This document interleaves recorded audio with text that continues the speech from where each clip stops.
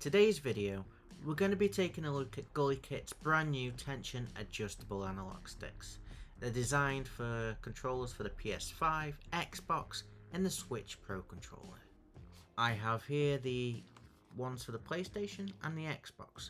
They were sent over to me for free by Agnes, but this video is not sponsored. They haven't told me what to say and my thoughts are my own. So we'll kick things off with a unboxing.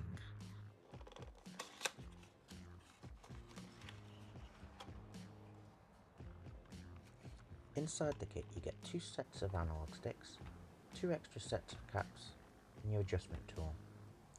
It's embossed with the Gulikit logo and brand name. That's a nice touch. But to be honest, you're probably gonna lose it. Or just use a screwdriver instead. Take off the cap to find the adjustment thread. This is where you dial in the exact tension strength you want. I'm going to install these on a brand new Midnight Black DualSense controller. Since teardown videos aren't nothing new, I'll speed through that part so you don't have to sit through every screw being removed. And while we fast forward through the teardown, I've asked a bunch of you guys what you'd like to know about the Gulikit tension adjustable sticks. So let's go through a few of your questions. How does the range compare to OEM sticks? Well, from factory the DualSense sticks are around 70 to 80 grams of force when you're moving in any direction. Gulikit claims you can adjust roughly to minus 30 to plus 30 grams compared to stock. You can definitely feel the difference, so low tension is snappy and twitchy, while high tension feels stable and precise, especially for aiming. Through my own testing using the scales I weigh parcels with, so not scientific at all, I found that the range can be as low as around 55 grams up to as much as 110. So those claims are about right. The sticks are fully independent from each other and you can have your left as set at low tension for movement and your right stick much stiffer for aiming.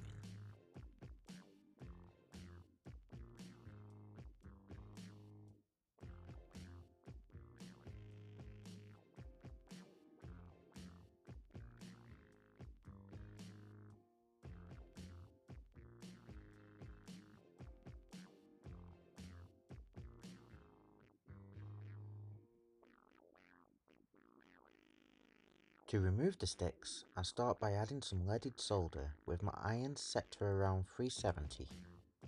This helps lower the overall melting point and makes removal much easier.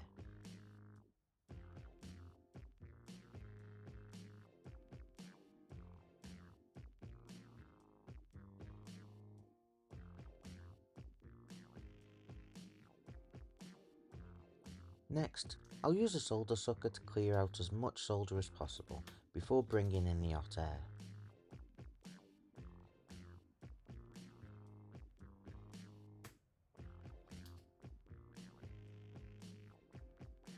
Does adjusting the tension affect drift or dead zones?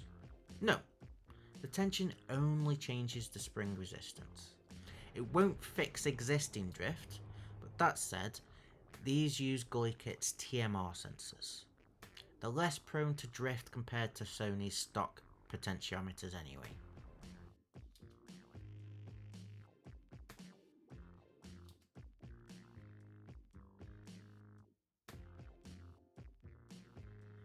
How does this compare to mods like spring swaps or Xbox Elite adjustable tension?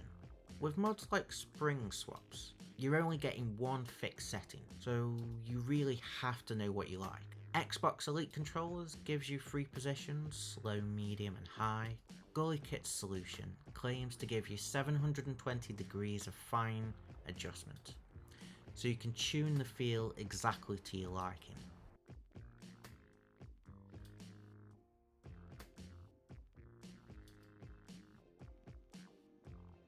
I've got my hot air station set to around 410 degrees C, and I'll evenly heat the area around the stick while keeping the airflow away from nearby connectors.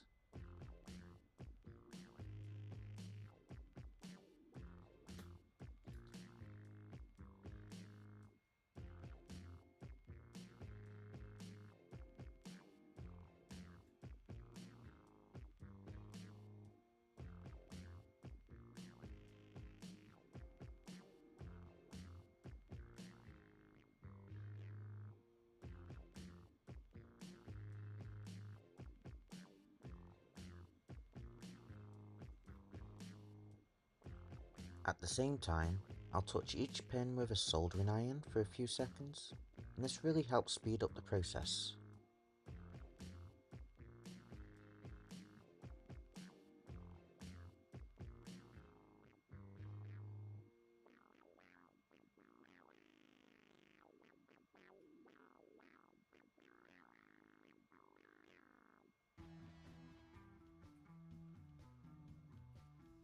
Once the solder is hot enough, I'll grab the stick gently with the pliers.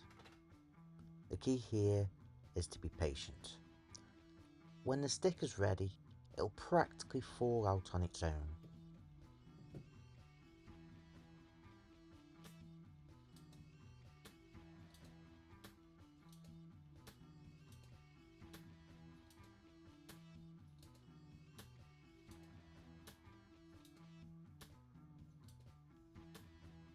Are these new joysticks compatible with different joystick caps? Well, in the set, you do get a couple of different replacements. Unfortunately, you are strict to them. So unfortunately not if you're asking about DualSense Edge sticks. While they do go over the stem, they just weren't long enough. It might be possible with some modification to both parts, but it's not advised. These sticks are also not compatible with Gulikit's existing KK ring foam sticks either.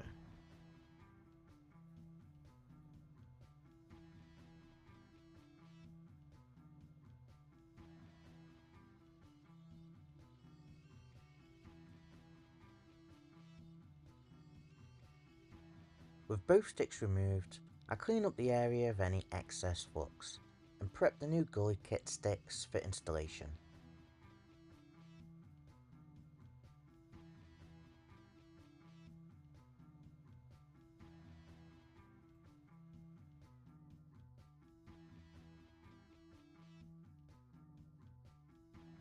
What controllers do these sticks work on?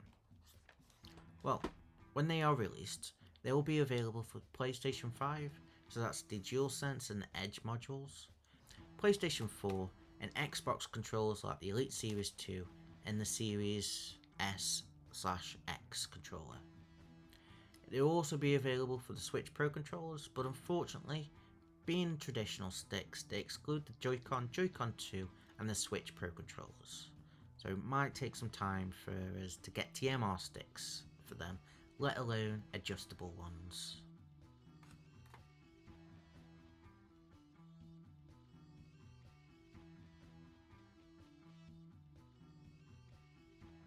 Here, I'm placing the new sticks through the holes in the board.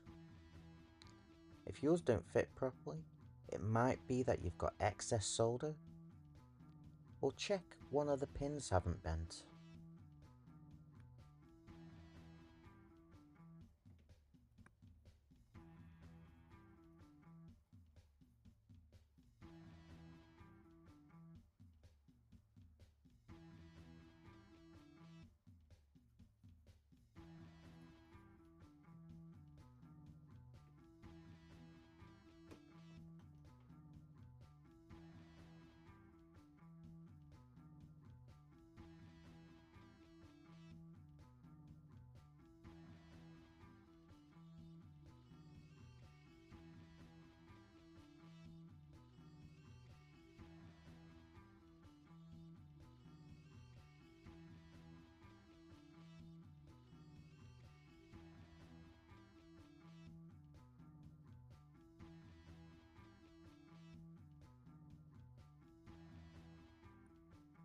As the base of the thumbsticks are not meant to be removed, this adds a lot of weight to the sticks during installation.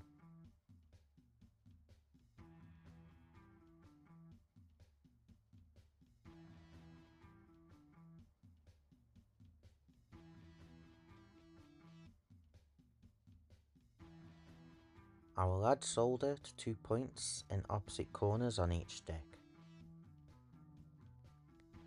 This helps anchor the stick as I apply pressure, ensuring the sticks are flush to the board.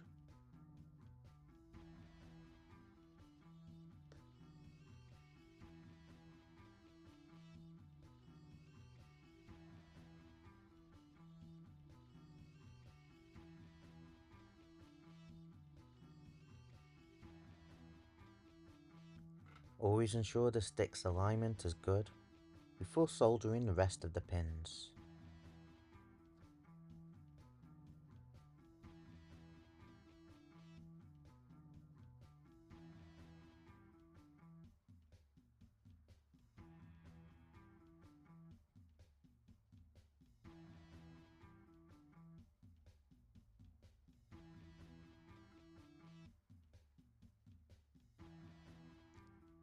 The solder I use is manufactured by Kester. It's a 6337 mix of tin lead alloy with a rosin core. This is my preferred solder as you don't need to add flux before soldering. It has really strong bonding properties with low melting temperatures, and it's perfect for these kinds of repairs.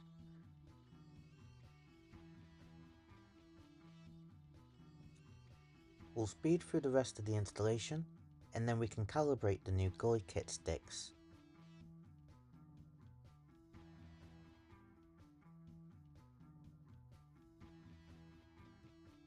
With installation of the sticks completed, clean up the board with some more isopropyl alcohol before installing it back into the controller. Even though the rosin core in the solder is no clean flux, there's no reason you shouldn't clean up your work and take pride in the job that you've done.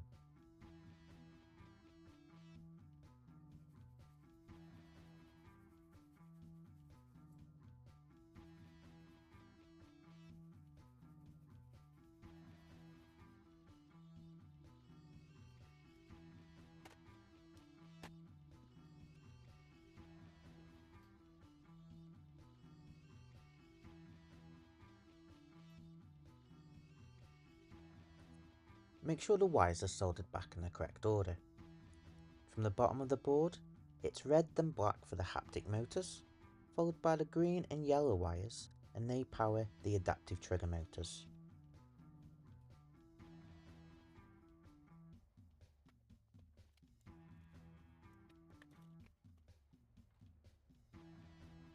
Where can you get these sticks? Well, for DIY enthusiasts, they'll be available from Agnes, and I'll drop a link in the description as soon as they go live. If you'd rather not install them yourself, I'll also be taking orders. You can either send in your controller for the upgrade, or buy a brand new one made to order. All builds come with the sticks pre-installed, fully calibrated and ready to go.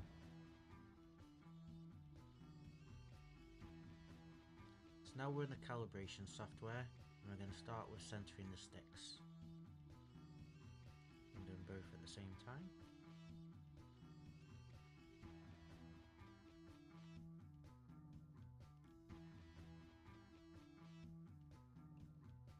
We'll center the stick range.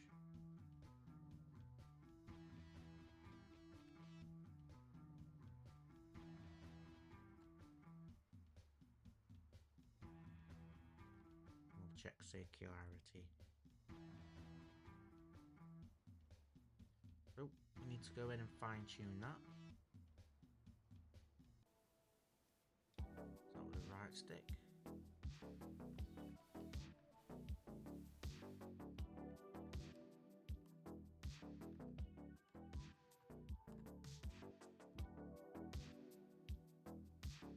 We'll go for the left stick.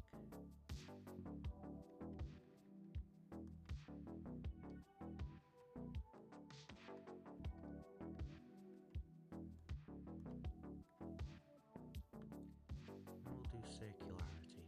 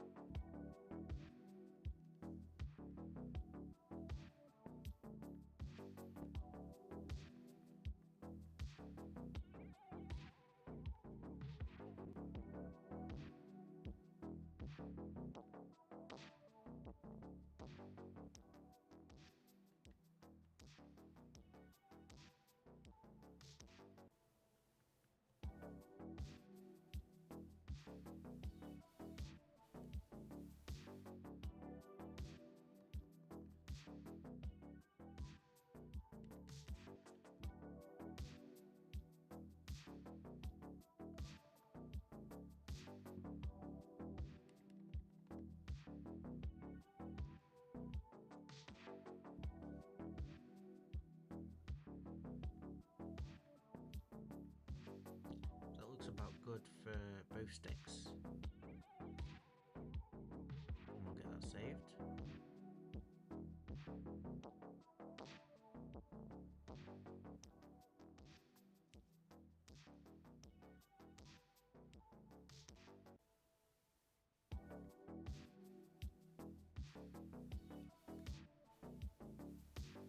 Yeah, so ideally you want anything between 5 to 8% on your sticks, and that looks good, it's perfect.